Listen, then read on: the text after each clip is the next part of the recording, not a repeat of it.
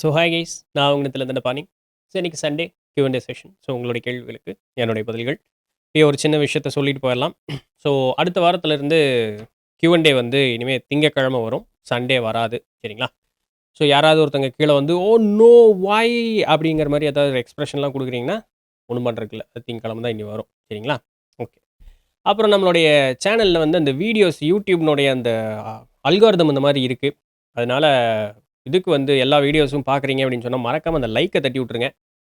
விருப்பப்பட்டீங்கன்னா சப்ஸ்கிரைப் பண்ணிக்கங்க, உங்கள் ஃப்ரெண்ட்ஸ் அண்ட் ஃபேமிலிக்கு ஷேர் பண்ணுங்கள். அப்புறம் இந்த கமெண்ட் செக்ஷனில் இப்போது ஹைப் அப்படின்னு ஒன்று வந்திருக்கு. அந்த ஹைப்பையும் மறக்காமல் கொடுத்து விட்ருங்க. வேறு என்ன, நம்ம இண்டி டாக்ஸில் பாட்காஸ்ட் போயிட்டுருக்கு. நல்ல நல்ல தலைப்புகளில் வந்துக்கிட்டு இருக்கு. ஸோ திருவருளால் நல்ல குருமார்கள் தானாகவே நமக்கு கிடைக்கிறாங்க.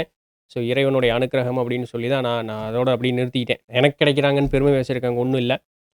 அதில் வந்து இப்போது போன வாரம் போட்ட ஸ்ரீவித்யா உபாசனை. ஸோ அந்த வீடியோஸ் வந்து எனக்கு தெரிஞ்ச நேரத்துக்கு ஒரு 40K போயிருக்குன்னு நினைக்கிறேன். 50K ரீச் ஆனோடனே ஒரு கிவ் அவே கொடுக்கலாம் அப்படின்னு சொல்லி ஒரு ஐடியா. இன்ஸ்டாகிராமில் இது சம்மந்தமாக ஒரு சின்ன வீடியோ போடுறேன். ஸோ இன்ஸ்டாகிராமில் நம்மளுடைய மக்கள் யாராவது வந்து அந்த இன்ஸ்டாகிராம் நம்ம பேஜை ஃபாலோ பண்ணிக்கங்க, லைக் பண்ணுங்கள். ஸோ யாராவது ஒரு ரேண்டமாக செலக்ட் பண்ணி 2 பேர்த்துக்கு 2 புத்தகங்கள் தரலாம் அப்படின்னு சொல்லக்கூடிய ஒரு ஐடியா இருக்குது. நான் இன்ஸ்டாகிராமில் இல்லையே, நான் என்ன பண்ணுறது, நான் தான் என்ன பண்ணுறது, இன்ஸ்டாகிராமில் இருந்து செலக்ட் பண்ணி கொடுத்துக்கலாம் அப்படிங்கிறது ஒரு ஐடியா. அண்டு மைக்லேருந்து ஏதாவது உங்களுக்கு நாய்ஸ் வருதா? அடிக்கடி ஒரு 2 வீடியோவில் வந்து மைக்லேருந்து நாய்ஸ் வருது அப்படிங்கிற மாதிரி சொல்கிறாங்க. உங்களுக்கு அப்படி ஏதாவது கேட்குதா அப்படின்னு சொல்லுங்கள்.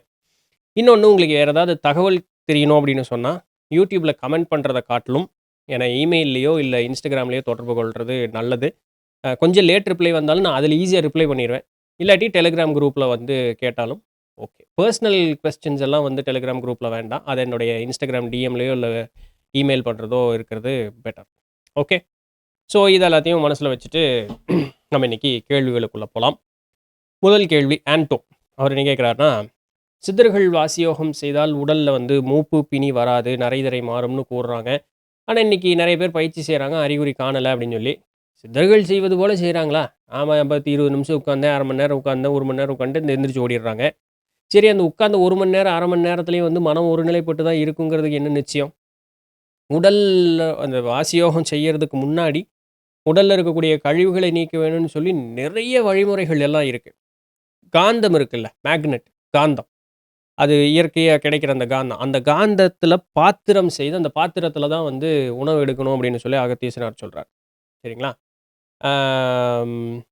அறுசுவையை கலட்ட வேண்டும் அப்படிங்க, அந்த நாவல் இருக்கக்கூடிய அந்த சுவையினுடைய அந்த டேஸ்ட் பட்ஸில் அந்த இதெல்லாம் ஞாபகங்கள் இருக்கும்ல, அது எல்லாத்தையும் நீக்கணும் அப்படிங்கிறாங்க. அப்படின்னா என்ன, அந்த உடலில் இருக்கக்கூடிய அந்த பழைய நினைவுகள் எல்லாம் அப்படி வெளியே போகிற அப்படின்னா அந்த கழிவுகள் உடலில் ஒவ்வொரு அணுக்கள்லையும் சேர்ந்து இருக்கக்கூடிய கழிவுகள்லாம் வெளியே பண்ணி எப்படி போகும்? அதற்குன்னு உண்டான மருந்து முறைகள் இருக்குது. இதெல்லாம் நம்ம எங்கேயாவது போய் மெடிக்கல் ஷாப்பில் வாங்கியா திங்க முடியாது. இப்போ இதெல்லாம் செய்யும் பொழுது ஒரு சீடனை குரு பக்குவப்படுத்துவார். நல்லா புரிஞ்சுக்கணும். ஒரு சீடனை குரு பக்குவப்படுத்துவார். எது? உடலளவுலையும் பக்குவப்படுத்துவார், மனதளவுலையும் பக்குவப்படுத்துவார். இதெல்லாம் கடந்த பிறகு ஞானோபதேசம் கொடுக்கப்படும். ஞானோபதேசத்தில் வந்து அவங்களுக்கு வந்து நல்லதொரு முன்னேற்றமான ஒரு நிலை இருக்கிறாங்க அப்படின்னு தெரியும் பொழுது பின் யோக முறைகள் அப்படிங்கிறது கொடுக்கப்படும். ஸோ இந்த யோக முறைகளில் அவன் நிலச்சி நிற்கணும்.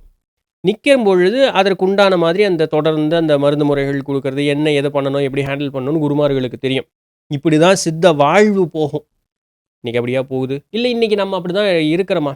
போகிறோம், என்ன ஒரு 5000மா, இன்னொரு 5000 சேர்த்து கொடுக்குறேங்க, நீ ஒரு 2 நாளில் இன்றைக்கே ஒரு நாளில் சொல்லி கொடுங்க, அப்படி தான் நம்ம இருக்கோம். அந்த அளவுக்கு தான் வேலை செய்யும். சரிங்களா? ஸோ அதனால் சித்தர்கள் கூறியது அப்படிங்கிறது வந்து நமக்கு எளிமையில் பேசலாமா இருக்கும், அந்த வழியெல்லாம் நம்மளால் பின்பற்ற முடியும். ஏன்னா அது வாழ்வினுடைய ஒரு முறை. இப்போ நம்ம வாழ்கிறது நம்ம ஒரு வாழ்க்கை முறை அப்படின்னு நம்ம சொல்கிறோம். அப்படிங்கிற மாதிரி சித்தபெருமக்கள் சித்தர் வாழ்வுங்கிறது ஒரு முறை. அந்த அந்த முறையில் இருந்தால் தான் அவங்க சொன்னது பூரா வேலை செய்யும். இங்கெல்லாம் வேலை செய்யாது. சரிங்களா? எத்தனை பேர் வேணாலும் இது சொல்கிறது தப்பு, அவன் சொல்கிறது தப்பு, நான் தான் சரி, எத்தனை பேர் வேணாலும் என்ன வேணாலும் வாதிட்டுக்கலாம். நோய்வாய்ப்பட்டே தான் அந்த வாதிடுபவர்களும் கூட இருப்பாங்க, அவங்களும் செத்தும் போவாங்க. ஸோ வாய் மட்டும்தானே தவிர மற்றபடி எதுவுமே நடக்காது. அவ்வளோதான். அது ஒப்புக்கொண்டு தான் ஆகணும். நீங்கள் எத்தனை குருமார்கள்ட்ட போய் என்ன இது பண்ணீங்கனாலும் சரி, சித்துக்கள் செய்யறதுக்கு வாய்க்கப்பட்ட குருமார்களானாலும் சரி, சித்துக்கள் செய்வது அப்படிங்கிறது நம்ம பெரிய மெனக்கிடக்கூடிய ஒரு விஷயம் இல்லை அப்படின்னு சொல்லி நம்ம முன்னமே பார்த்துருக்கோம் நிறைய தடவை. ஸோ அதனால சித்தர்களோடலாம் நம்மளை ஒப்பிடவே கூடாது. அவர்கள் சொன்னார்கள், ஏன் எனக்கு நடக்கலைன்னு கேட்கக்கூடாது. அவங்க சொன்னாங்கன்னா, அந்த வாழ்வினுடைய முறை போலவே நாம வாழ்றோமாங்கிற ஒரு கேள்விக்கு பதில் அளிச்சுக்கும்போது, கேள்வி கேட்டு முடிக்கிறதுக்கு முன்னாடியே நம்ம வாயிலிருந்து 100 தடவை இல்லைன்னு வந்துரும். கூடவே மன்னிச்சிருங்கன்னு வந்துரணும். சரி. கிரேஸ் புவனராஜ். அவர் என்ன கேட்குறாருன்னா, வள்ளலாரினுடைய சுத்த சன்மார்க்க அதான் ஆன்டோவும் அவர் தான், கிரேஸ் புவனராஜ் அவர் தான். இன்னும் 2, 3 கேள்வியும் அவரே தான் இருப்பார். வேற வேற பேர்ல. தூக்கத்தை குறைத்தால் எந்த மனிதனும் ஆயுளே நீடிக்கும் அப்படின்னு சொல்றாங்க. ஆயுள் நீடிக்கணும்னா 3லிருந்து 1 மணி நேரம் தூங்குனா போதும் அப்படிங்கிறாங்க. ஆனா இன்றைய அறிவியல் வந்து 7 மணி நேரம் தூங்கணும். இல்லாட்டி உடல் நலம் பாதிக்கப்படும் அப்படின்லாம் சொல்றாங்கன்னு. சரி, பிறகு வள்ளலார் ஏன் சொன்னார்? வள்ளலார் சொன்னார். முன்ன கேட்ட கேள்விக்கு அதே ஒப்பு தான். வள்ளலார் வாழ்ந்த வாழ்வு நீங்க வாழ்றீங்களா? வள்ளலார் தூங்கலைன்னா என்ன பண்ணுவார்? Netflixல உட்காந்து பிஞ்ச் வாட்ச் பண்ணிட்டு இருப்பாரா? ஏதாவது வெப் சீரிஸையோ இல்லாட்டி ஏதாவது படத்தையோ பார்த்துக்கிட்டு இருப்பாரா? இல்ல நல்லா தண்ணிய போட்டு ஊர்ல போய் பிரச்சனை பண்ணிட்டு இருப்பாரா? இல்ல. அவர் தியானம் செய்வார். அவருக்கு தூங்கலேன்னாலும், அவர் தியானம் செய்வார். அந்த தியானம் அவருக்கு உண்டான சக்திய அவருக்கு குடுக்கும். அப்ப முதல்ல தியானம் எப்படி செய்யணும்னு முதல்ல தெரிஞ்சிருக்கணும். இல்லைங்களா? அப்ப அந்த தியானம் செய்யறதுக்கு முன்னாடி உடல் நலத்தை எப்படி பாதுகாத்துருக்கணும், உடல்ல இருக்கக்கூடிய கழிவுகள எப்படி சுத்தி பண்ணணும்னு தெரிஞ்சிருக்கணும். இது எல்லாத்தையுமே கூட வள்ளலார் சொன்னாரே. இதுதான் ஒரு 4 வரி பாட்டுல ஒரு வரிய மட்டும் வெளிய எடுத்து பேசினா அப்படித்தான் இருக்கும். அதுக்கு தான் இது இலக்கணம். சரிங்களா? ஸோ அதனால திரும்பவும் சொல்றேன்.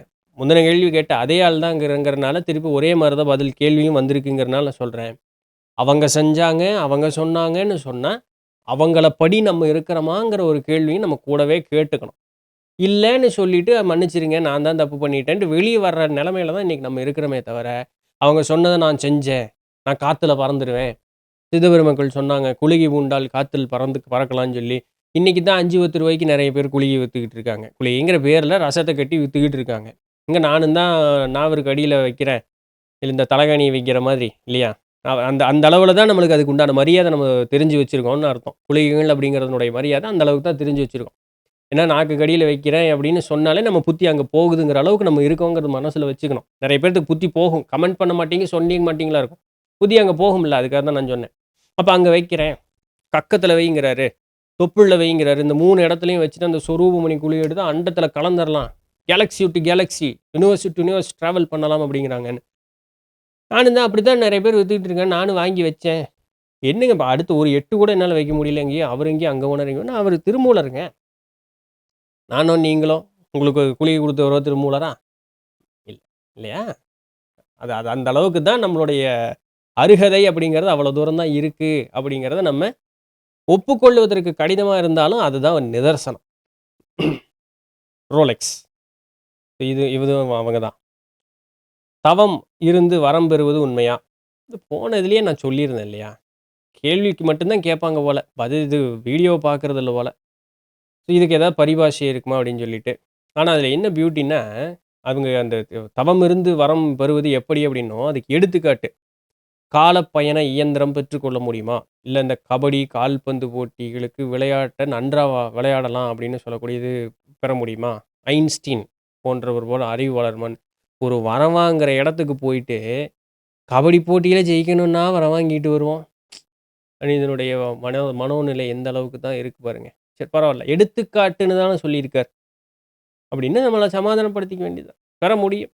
பதஞ்சலி யோக சூத்திரம் அப்படின்னு சொல்லக்கூடிய அந்த பிளேலிஸ்ட்ல இருக்கக்கூடிய கடைசி வீடியோவ பாருங்க. இதற்குண்டான பதில் அங்க இருக்கு. சரிங்களா? ஒரு 2 வாரம், 3 வாரத்துக்கு உள்ள போட்ட இந்த Q&Aவையும் பாருங்க. அதிலேயும் இதற்குண்டான பதில் அப்படிங்கிறது இருக்கு. இந்து பிரகதீஷ் இவங்க என்ன கேட்குறாங்கன்னா, ஒரு ஆன்மா வந்து மனித உடலை தேர்ந்தெடுக்கிறப்போ, நம்மள விருப்பப்பட்டவங்க நம்ம ஃபேமிலிலேயே வரணும் அப்படின்னு சூஸ் பண்ணிட்டு பிறப்பாங்களா அப்படின்னு சொல்லிட்டு. எஸ், நம்மளுடைய கலாச்சாரம் அந்த மாரி தான் சொல்லுது. ஆ மேலை நாட்டவர்கள் அந்த பாஸ்ட் லைஃப் ரிக்ரெஷன்லயும் அதே மாரி தான் இருக்காங்க. ஒரு ஒரு சோல் குரூப்ல இருக்கக்கூடிய ஆன்மா தான் திருப்ப திருப்ப திருப்ப திருப்ப பிறந்துகிட்டே இருப்பாங்க. சில நேரங்கள்ல மாறுபடும். பட் மெஜாரிட்டி ஆஃப் டைம் என்னுடைய 2 தலைமுறைக்கு முன்னாடி இருந்தவங்க, தாத்தா, கொள்ளு தாத்தா, திருப்பி எனக்கு பிள்ளையா பிறப்பாங்க, சகோதரியா பிறப்பாங்க, நண்பர்களா பிறக்கக்கூடிய நாள் உண்டு. சித்தப்பா, பெரியப்பா இந்த மாரி மாறி மாறி வந்துகிட்டே இருக்கும். சரிங்களா? ராமமூர்த்தி அவங்க என்ன கேட்குறாங்கன்னா, நெகட்டிவ் தாட்ஸ் அதாவது இவங்க ஒண்ணும் இல்லைங்க. மேனிஃபெஸ்டேஷன் அப்படிங்கிற அந்த ஒரு விஷயத்துல நெகட்டிவ் தாட்ஸ் வருது. இந்த நெகட்டிவ் தாட்ஸ் ஆழமா வந்துதுன்னா, அது ஒரு வேளை நடந்து போச்சுன்னா என்ன பண்றது? இது எப்படி திசை திருப்புவது அப்படின்னு. இதே மாரி ஒரு சகோதரி ஒருத்தங்க நம்மளுடைய டெலிகிராம் குரூப்ல ஒரு கேள்வி கேட்டாங்க. அது ஒரு கதை ஒண்ணு சொன்னேன் அங்க. என்ன கதைன்னா, உங்களுக்கு கேள்விப்பட்டிருப்பீங்க. ஒரு விறகு வெட்டி வந்து காட்டுல விறகெல்லாம் வெட்டிட்டு ஒரே ஓஞ்சு போய் வந்து இப்படி படுத்து தூங்குனானாம். படுத்து தூங்கும்போது காட்டுக்குள்ள இருக்கான் அவனுக்கு. பசி. நடுக்காட்டுக்குள்ள எங்க போய் இது தேடுறது அவனால முடியல. அப்படியே மயக்கமா இருக்கு. சரி ஏதாவது சாப்பிட்றதுக்கு கிடைச்சா நல்லா இருக்குமே அப்படின்னு அவன் நினைக்கிறான். கரெக்ட்டா அத நினைக்கும்போது அவனுக்கு பார்த்தீங்க அப்படின்னு சொன்னா, திடீர்னு அவன் நெனச்ச மாதிரி சாப்பாடு கிடைக்குது. சாப்பாடு கிடைச்சோனே, "இது என்னடா இது ஆச்சரியமா இருக்கே! நம்ம நெனச்சோன்ன சாப்பாடு கிடைக்குது." அப்படின்னு சொல்லி அவன் அப்படியே உட்காந்துட்டு அத சாப்பிடுறான். இது இந்த மாரி அறுசுவை உணவா இருந்தா நல்லா இருக்கும்லன்னு நெனச்சுக்கிறான். அறுசுவை உணவு அவனுக்கு வந்து திடீர்னு கிடைக்குது. "என்னடா இந்திரஜாலமா இருக்கு. இங்க இப்படியெல்லாம் கிடைக்குதேன்னு." எல்லாம் நல்லா வயிறு முட்ட சாப்பிட்டுக்கிறான். சாப்பிட்டும் போட்டு படுக்கையில தரையில அப்படியே படுக்கும்போது கை வச்சு "ச்சே! படுக்கை கிடைச்சா நல்லா இருக்கும்." டபால்னு படுக்கை கிடைக்குது. அந்த படுக்கை மேல அவன் படுத்துக்கிட்டு இருக்கான். "இது என்னடா ஆஹா நல்லா இருக்கே!" தூக்கம் வரமாட்டேங்குது. ஒரு இன்னிசை கீதம் கேட்டா நல்லாருக்கும். திடீர்னு அவன் எதிர்பார்த்த மாரி இன்னிசை கீதம் கேட்குது. அடடடடடா! உண்ண உணவு கிடைச்சது, படுக்க கிடைச்சது, தூங்குறக்கு இன்னிசை கீதம் கிடைச்சது. நல்லா அழகான ஆடல் அரம்பையர்கள் நம்ம முன்னாடி அப்படியே ஆடி பாடுனா நல்லா இருக்கும்ல நெனச்சோம். அழகான அப்படியே தேவ மங்கையர்கள் அப்படியே சூழ்ந்து அந்த இடத்துல அவன சூழ்ந்து அப்படியே நின்னு ஆடல்ல இருக்காங்க. பேசாம படுத்து தூங்கி தொலைச்சிருக்கலாமா? அவன் நெனச்சது என்ன தெரியுங்களா? நடுக்காட்டுக்குள்ள இருக்கோம். இதெல்லாம் மாயாஜாலமே நடக்குது. நல்லா தான் இருக்குது. நான் கேட்டதெல்லாம் நடந்துருச்சு. ஒருவேள இந்த இடத்துல எங்கேயாவது ஒரு சிங்கமோ, புலியோ வந்து என்னைய கடிச்சு தின்றுச்சுன்னான்னு நெனச்சேன். நிஜமாலுமே அங்க ஒரு சிங்கம் வந்து அவன கடிச்சு தின்னு ஓடுச்சு. புரியுதுங்களா? மனுஷன் புத்திங்கிறது வந்து நல்லத மட்டும் உற்றும். நல்லது கிடைச்சாலும் அத உற்றும். எது ஆகாதோ அது பக்கம் தான் போகும். எங்க இது ஸ்கூல் படிக்கும்போது எங்க என்சிசி வாத்தியார் சொல்லுவார். அவர் ஏதாவது நல்லது சொன்னா நம்ம கேட்கலன்னா, அவர் ஒரு எடுத்துக்காட்டு மட்டும் சொல்லுவாரு. "டேய் சாப்பிடுறேன். எங்க உட்காந்து சாப்பிடுறேன்? டேய் அங்க உட்காராதடா. அங்க அசிங்கம் இருக்குதுடா. உட்காராதடா. எந்திரிடா" அப்படின்னா, "நான் தொட்டுட்டே வேணாலும் திம்பேன். உனக்கு என்ன?" அப்படின்னு கேள்வி கேட்கிறவங்ககிட்ட, நம்மனால ஒண்ணும் சொல்ல முடியாதுடா அப்படிம்பார். நம்ம புரிஞ்சுக்கணும். அவர் என்ன சொல்ல வராரு அப்படின்னு சொல்லி. அப்ப எனக்கு நெகட்டிவ் தாட் வருது அப்படின்னு சொன்னா, அது வரக்கூடாது. அது தவறு. இதனால் வந்து எனக்கு துன்பம் விளையும் அப்படின்னு சொல்லி யாரு சொல்லணும்? யாரு சொன்னா என் புத்தி கேட்கும்? நான் தான் சொல்ல முடியும். என் புத்தி தானே! நான் தான் சொல்ல முடியும். "ஏய் அறிவு தான் இருக்குதா இல்லையா? சோத்த தான் திங்கிறியா? இல்ல வேற ஏதாவது சளி திங்கிறியா? நல்லத நினைன்னு சொன்னா இப்படி கண்டதையும் நினைச்சுக்கிட்டு இருக்கிறியே! இது தப்பு. இதனால நமக்கு நல்லது வராது. இத உட்று. இது இத இத இத நீக்கிட்டு நம்ம என்னைக்கும் நல்லதாவே நம்ம நினைப்போம்." அப்படின்னு சொல்லி 1க்கு 2 தடவ சொல்லி தான் செய்யணும். அப்பதான் பழகும். இவ்வளோ நாள் நம்ம வந்து புத்தி குப்பை மாரி வச்சும் போட்டு, மேனிஃபெஸ்டேஷன் அப்படின்னு சொன்னோம்னா, ஆஹா! அப்படின்னோன்ன, உடனே புத்தி அந்த பக்கம் போயிருமா? நல்லது. அ வ எனக்கு நல்லா ஏதோ ஒரு ரோஜாப்பூ இதழ் மாதிரி அழகான ஒரு ஒரு மனைவி வேணும்னு நெனச்சா நல்லா தான் இருக்கும். நெனைக்கும் புத்தி ஆஹான்னு சொல்லும். போகுமா? ஒருவேள வர்றவ குரங்கு மாரி புத்தி படைச்சவளா இருந்தான்னு நெனைக்க தோணும் புத்தி. அப்ப நம்ம சொல்லணும். என்ன சொல்லணும்? "பாரு, உன் நல்லதுக்கு தான் கேட்கிற. அதனால இதுபோல இருக்கக்கூடிய எண்ணங்கள நீக்கிடு. திருவருள்ல எனக்கு நல்லது ஒரு எண்ணங்க நல்ல வழிப்பாதைய காமிச்சீங்க. ஆனா, என் புத்தியோ இந்த மாதிரி இருக்குது. கொஞ்சம் அத திருத்துறதுக்கு எனக்கு உதவி செய்யுங்கன்னு சாமிகிட்டயும் வேண்டிட்டு, நம்மளுடைய குருமார்கள்ட்டயும் வேண்டிட்டு, நம்ம என்ன பண்ணணும்? இப்படி நினைக்காத. உன்னதமான நல்லது ஒரு நிலை அப்படிங்கிறது வாய்க்கணும்னு உங்களுக்கு என்ன தேவையோ அத வேண்டிட்டு, நாள் பூரா அது பின்னாடியே சுத்தக்கூடாது.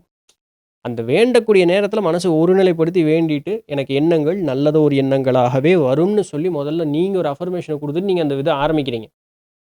ஆரம்பிச்சும் போட்டு, உங்களுக்கு வேணுங்கிறத சிந்திக்கிறீங்க. சிந்திச்சுட்டு செத்த நேரம் தியானத்தில உட்கார்றீங்க. பின்ன நீங்க உங்க பொழப்பு பார்க்கறதுக்கு எந்திரிச்சு போயிரணும். நடக்கிறது அது பாட்டுக்கு தானா நடந்துக்கும். நாள் பூராலாம் எதிர்பார்த்துக்கிட்டு இருக்கக்கூடாது. ஸோ, இப்ப இந்த நெகட்டிவ் தாட்டுக்கு வந்து என்ன சொல்ல வந்தேன்னு புரிஞ்சிருப்பீங்க அப்படின்னு நம்புறேன். இது அவரு ராமமூர்த்தி அவருக்கு மட்டும் சொல்றது இல்ல. இதுபோல நான் இந்த கேள்வி பதில்கள் எல்லாம் கேள்வி கேட்டவங்களுக்காக பதில் இல்ல. இது பொதுவா சொல்லக்கூடியது. அதனால புரிஞ்சு நடந்துக்கணும். தவிர, அ ஏதோ ஒரு இடத்துல நின்னு பேசக்கூடியவர்கள் அப்படின்னு சொல்றதுனால, அவங்க ஏதோ வானத்துலருந்து குதிச்சுட்டாங்க. எல்லாமே அவங்களுக்கு மேஜிக் மாரி நடக்கும். உங்களுக்கு நடக்குங்க, நம்மளுக்கு நடக்குமான்னு கேட்கக்கூடாது. இப்போ நான் இந்த இடத்துல இருக்கேன். என்னால ஒரு சில நேரங்கள்ல நல்ல எண்ணங்கள வந்து எண்ண முடியுது. தவறான எண்ணங்கள் வந்து என்னால எண்ண முடியலன்னா, அதுக்கு நான் எத்தன பாடுபட்டுருப்பேன் அப்படிங்கிறது எனக்கு தான் தெரியும். இதுபோல தான் குருமார்களா இருக்கக்கூடியவர்களும் மெனக்கெட்டு தான் அந்த இடத்துக்கு வந்திருப்பாங்க. இப்ப நாமளும் இன்னைக்கு மெனக்கெட்டா, அவர்கள் இருக்கக்கூடிய இடத்திற்கு, அந்த இடத்திற்கு நாமும் போக முடியுங்கிறத புரிஞ்சுக்கணும். ஸோ குருமார்கள் அப்படின்னு சொன்னாலே, எங்கேயோ வானத்திலேருந்து குதிச்சவங்கலாம் கிடையாது. அவர்களும் ஒரு ஒரு பயிற்சி, முயற்சியின்பால் மெனக்கெட்டு தான் ஒரு இடத்துல இருந்து கடந்திருப்பாங்கங்கிறத நம்ம நல்லா புரிஞ்சுக்கணும். சரிங்களா? சிவா கேஎஸ் அவங்க என்ன கேட்குறாங்கன்னா, இன்ட்யூஷன்ஸுக்கும் அ வெறும் தாட்ஸுக்கும் டிஃபரன்ஸ் எப்படி கண்டுபிடிக்கிறது? 2ம் ஒரே மாரி இருக்கு, குழப்பமா இருக்குன்னு. கண்டிப்பா கண்டுபிடிக்க முடியாது. இந்த இந்த மதில் மேல் பூனை மாரி தான். எது எது நடக்கும்னு தெரியாது. அதனால தான் உற்று என்னமோ நடந்துட்டு போட்டும். நீ எதையும் சிந்திக்காத. ஏன்னா, நம்ம டக்குனு ஒண்ணு தானா ஒரு எண்ணம் தோன்றும். அது கரெக்ட்டா அதுக்கு ஏத்த மாரியே நடக்கும். நம்மளுக்கு ஆசை வந்துரும். ஆஹா! ஒரு 2 நாள் தியானம் பண்ணேன்யா, அதுக்கே இவ்வளோ பவரான்னு. இப்போ நம்ம பார்க்கறது எல்லாமே நம்மள நம்ம நம்ம தான் நாமளே ஒரு கிரீடத்த தூக்கி தலையில வச்சுக்கிட்டோமே, நமக்கு பவர்ன்னு. அப்ப என்ன ஆகும்? அந்த இன்ட்யூஷன்ங்கிறது வந்து எண்ணமற்ற நிலையில தானாக தோன்றக்கூடியது. அதுதான் நம்ம இந்த அண்டத்து கூட ஒன்றாக பயணிக்கும்பொழுது நமக்கு தானாக தோன்றக்கூடியது. ஆனா நம்ம என்ன பண்ணிடுறோம்? ஆஹா! இது நடந்துருச்சே! அப்ப எனக்கு இந்த இந்த அளவுக்கு பெரிய ஒரு சக்தி வந்துருச்சு. நாமளா சிந்திக்க ஆரம்பிச்சுடுறோம். அப்போ அது பூரா தப்பா தான் நடக்கும். அதனால இதனுடைய நுணுக்கம் தெரியற வரைக்கும், இதில முழுமையா இது இப்படிதான் நடக்குதுன்னு தெரியற வரைக்கும், எல்லா நேரத்திலயும் எண்ணத்தை ஒரு நிலை போல அப்படியே அமைதி இருக்கக்கூடிய அந்த ஒரு பயிற்சி அப்படிங்கிறது நம்ம வர வரைக்கும், இது இன்ட்யூஷனு. இதுக்கப்புறம் இது நடக்குமா? நான் இத நெனச்சேன் அது நடக்குமா? இந்த எல்லாத்தையும் வுட்டு போட்டு, என்ன நடக்குதோ அது நடக்கட்டும். சொல்லணும்னு யாருக்காவது இது ஒரு ஏதோ ஒரு பிரச்சனைங்கிற மாரி ஒரு தோணுதா? தானா தோணணும். நீங்களா எண்ணறதில்ல. அது நீங்க எண்ணாமயே திடீர்னு டக்குனு அது ஒரு ஒரு தாட் அப்படிங்கிறது ஒண்ணு வரும். உங்கள்ட்ட சொல்ல முடியிற மாரி நாசூக்கா சொல்லுங்க. போய் எங்கேயாவது குப்புற விழுந்துறாதய்யான்னு சொல்லி அனுப்பாதீங்க. கொஞ்சம் பார்த்து போங்க. அப்படிங்கிற மாரி. என்னய்யா திடீர்னு பார்த்து போனா, ஒண்ணும் இல்லைங்க. சும்மா அப்படியே பேசிட்டு இருக்கோம். கொஞ்சம் பார்த்து போங்க. அப்படி நாசூக்கா போயிறணும். சொல்லி பாருங்க. அப்போ ஒரு தடவைங்கும்போது, ஒரு தடவ நடக்கும். 2, 3 தடவ நடக்காது. அப்ப நம்ம எங்க தப்பு பண்ணோம்? அப்படின்னு யோசிச்சு பார்க்குறது என்னுடைய கற்பனையா? அப்ப அது டிஃபரன்சியேஷன் நாம தான் புரிஞ்சுக்கணும். அப்போ அடுத்த தடவ அடுத்த தடவ இது வந்து ஒரு ட்ரையல் அண்ட் எரர்ல தான் போணும். ஏன்னா, நம்ம கூட குரு இருந்து தொட்டுணர்த்தி, இப்படி பண்ணு, இப்படி பண்ணு, இப்படி பண்ணுன்னு நம்மள நகர்த்துறதுக்கு யாரும் இல்ல. இருக்காங்க. சூக்குமமா இருக்காங்க. ஆனா, அவங்க குடுக்குற தாட்ஸயுமே நம்ம உள்ள கொண்டு வர்றதுக்கு நம்மளுடைய தாட்ஸ முதல்ல பிளாக் பண்ணணும். அந்த அந்த எண்ணமற்ற நிலையில இருக்கும்போது அது ரிசீவ் ஆகும். அப்ப எல்லா இடத்துலயுமே நமக்கு நாம தான் பிரச்சனையா நிக்கிறோம். அதனால நம்ம ட்ரையல் அண்ட் எரர்ல தான் இத கண்டுபிடிக்குமே தவிர, வேற இதுக்குன்னு இப்படித்தான் அப்படின்னு சொல்றதுக்கு வழி இல்லை. சரிங்களா? ஓப்பன் ஏஐ வாட்ச் அவங்க என்ன கேட்குறாங்கன்னா, சக்கரங்கள வந்து கீழ இருந்து தான் மேல கவனிக்கணும் அப்படின்னு சொல்லியிருக்கீங்க. ஆனா, விஞ்ஞான பைரவ தந்திரத்தில ஈசனார் இருதய சக்கரத்த மட்டும் கவனிக்க சொல்லியிருப்பாரு. நேரடியா அநாகதத்தில கவனத்த வைக்கலாமா? அப்படியானா, அநாகத சக்கரத்தில எந்த விதமா கவனம்? கவனம் சிதறும் ஓகே. கவனம் சிதறாம கவனம் செலுத்தினால் என்லைட்டன்மென்ட் ஞானம் அப்படிங்கிறது கிடைக்குமா? அப்படின்னு சொல்லிட்டு, ஞானம் அப்படிங்கிறது சக்கரத்தில கவனம் வைக்கிறனால கிடைக்கிறதில்ல. அது அறிவினுடைய முதிர்ச்சியினால வர்றது. சரிங்களா? எனிவே அவங்க ஒரு ஒரு இந்த மாரி நூட்கள் எல்லாம் ஒரு விஷயம் தெரிஞ்சவனுக்காக சொல்றது. நல்லா புரிஞ்சுக்கணும். ஒரு ஒரு அளவுக்காவது விஷயம் தெரிஞ்சவனுக்காக. எடுத்தோனே எதுவும் தெரியாம டொயங்குன்னு இப்படி ஓப்பன் பண்ணி, அவங்க சொல்றத செஞ்சோம்னு வச்சுக்கங்களேன், நெறைய பேர் என்ன சொல்றாங்க, "நான் புருவமத்தில கவனம் வச்சேன். நான் பிரம்மரந்திரத்தில கவனம் வச்சேன். மூலாதாரத்தில கவனம் வச்சேன். எனக்கு வந்து ஒரே உடம்பு டயர்டா இருக்குங்க. உடம்பு சூடாயிருதுங்க. ஜீரணமாக மாட்டேங்குதுங்க. எனக்கு வந்து மலஜலம் கழிய மாட்டேங்குதுங்க. உடம்பு சூட்ல வந்து எனக்கு மலம் கழியும்போது ரத்தம் வேகமா வந்துருது." இந்த மாரியெல்லாம் சொன்னவர்கள் உண்டு. "தலை வலிக்குது, கண்ணு மொய மொயன்னு ஆயிருது" எல்லாமே. ஏன்? இதத்தான் எல்லாரும் செய்ய சொல்றாங்க. அப்ப ஏன் வந்து அத செஞ்சு இவர்களுக்கு இந்த மாரி ஆகுது? ஏன்? ஏன்னா, அதற்கு முன்னதாக அடிப்படையான அறிவு நமக்கு இருக்கும். அப்படிங்கிறனால தான் அவங்க அத சொல்லியிருக்காங்க. ஏன்னா, அந்த அடிப்படையான அறிவுங்கிறது பல நூல் கற்று, பல பேருடன் பேசி, உரையாடி, உறவாடி, அவர்களோடு இருந்து, கற்று, அனுபவத்தை வளர்த்து, நமக்கு கிடைக்கக்கூடிய அறிவ வந்து முன்னமே அவன் தேக்கி வச்சிருப்பான். அப்படி இருக்கிறவன் முன்னேறுவதற்குன்னு சொல்லப்பட்டது அது. அப்படி எல்லாம் இல்லைன்னா நேரடியா ஒரு குருவிட்ட அவன் இருப்பான். குருவிட்ட இருக்கிறவன் புத்தகத்த படிச்சுட்டு இருக்கணும்னு அவசியம் கிடையாது. இப்போ புத்தகத்த படிக்கிறவனுக்கு குருன்னு ஒருத்தங்க தெளிந்த நற்குரு அப்படிங்கிறவங்க ஒருத்தங்க இல்லைங்கும்போது, அப்ப இவனுடைய அனுபவங்கள் எல்லாம் சேர்க்கும்போது, அப்ப இதனுடைய நாசூக் என்னன்னு அவனுக்கு தெரியும். அடுத்து என்னங்கும் பொழுது இந்த நூல் அவனுக்கு உதவியா இருக்கும். அப்ப அந்த முன்ன என்ன பயிற்சி பண்ற கேள்விக்கு பதில் சொன்னேன் இல்லையா? உடல் சுத்தி, மனம் சுத்தி அப்படின்னு சொல்லிட்டு, இன்னைக்கு நம்ம போய் இந்த உடல் சுத்தி பண்றதுக்கு உண்டான மருந்தெல்லாம் வாங்கி தின்னுகிட்டு இருக்க முடியாது. கடைசிக்கு என்ன பண்ணலாம்? சாத்வீக உணவு, எண்ணெய் பண்டங்கள் அதிகமாக எடுத்துக்கொள்ளாமல், நொறுக்கு தீனி திங்காம, இன்னைக்கு நெறைய ஃபாஸ்ட் ஃபுட் ஐட்டம் இருக்கு. அதெல்லாம் எடுத்துக்காம, இல்லையா? புலாலை நீக்கி, அ உடலுக்கு வந்து குளிர்ச்சியை தரக்கூடியது இருக்கு. ஐஸ்கிரீம் திங்கணுமா? இல்ல.